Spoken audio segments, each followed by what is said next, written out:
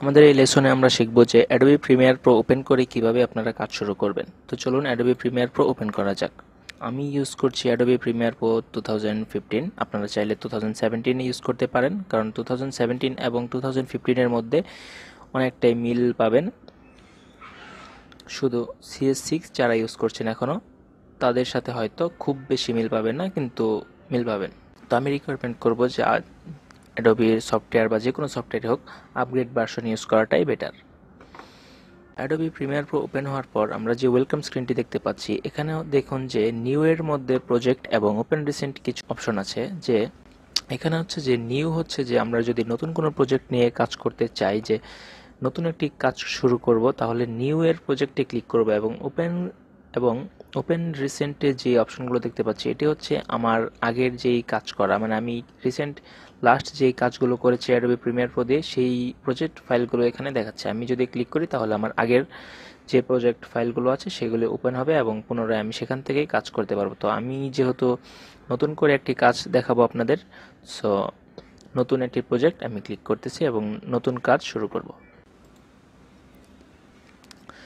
Create new প্রজেক্টে click করার পর দেখুন যে নিউ প্রজেক্ট নামের একটি উইন্ডো এসেছে এবং এখানে প্রথম যে অপশন দেখতে পাচ্ছি নেমে হচ্ছে যে আমরা এই প্রজেক্টের নাম কি দিব। ধরুন যে রেপ্টোকোর্স,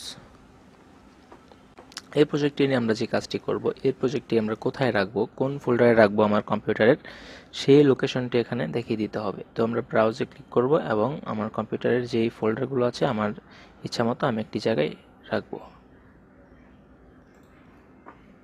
আচ্ছা, Adobe Premiere Pro course lecture, এই ফোল্ডারটি আমার আগেই করা, তো আমি এখানেই একটি ফোল্ডারে রাখছি।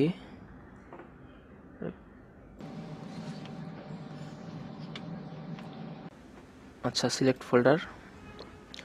তারপর হচ্ছে দেখুন যে লোকেশন গেল, এখানে জেনারেলের মধ্যে কিছু option, video rendering and playback renderer, এখানে দেখুন ক্লিক করলে দুইটি অপশন আসছে। যদি আমার কম্পিউটারে কোনো গ্রাফিক্স কার্ড না থাকতো তাহলে শুধু নিচে যেটি আছে mercury playback engine software only, এটি দিলেই হয়ে যেত, শুধু এটিই থাকতো, অন্য কোনো অপশন থাকতো না। যেহেতু গ্রাফিক্স কার্ড আছে সেহেতু আমার গ্রাফিক্স কার্ড যেটি সাপোর্ট করে, যে ব্র্যাকেটে দেখতে পাচ্ছি লেখা কোডা সাপোর্ট করে, এই জন্য এই লেখাটি চলে এসছে। আমরা এই অপশন দিয়ে রাখবো, তাহলে আমার যেই গ্রাফিক্স কার্ড আছে এটি দিয়েই এই ভিডিওটি রেন্ডার হবে এবং খুব ভালো স্মুথ আউটপুট পাবো আমরা এবং কাজ দ্রুত করতে পারবো। তো ভিডিও ফরম্যাট টাইম কোড, এখানে দেখুন যে ভিডিও ফরম্যাটের টাইম কোড, ফিট, ফ্রেমস অনেক কিছু আছে, আপনারা টাইম কোডেই দিবেন। আমরা যেহেতু ভিডিও প্রত্যেকটা টাইম কোডে কাজ করব, এটি বেটার আর কি। তারপর অডিও স্যাম্পল থাকুক, আর ক্যাপচার ফরম্যাট ডিবি থাকুক, এটি কোনো সমস্যা না। আর ডিবি এবং এইচডিবি, এই দুটি হচ্ছে যে ডিবি হচ্ছে ডিজিটাল ভিডিও এবং এইচডিবি হচ্ছে হাই ডেফিনেশন ভিডিও। আচ্ছা, এই দুইটির মধ্যে হচ্ছে যেটি মূল পার্থক্য, এটি অ্যাডোবি প্রিমিয়ার প্রোর ভিতরে আমি আপনাদের পরে সেটি দেখিয়ে দেব। ভিতরে কিছু প্রিসেট আছে, সেগুলো দেখিয়ে দিলে আপনারা বুঝতে পারবেন। তো ওকে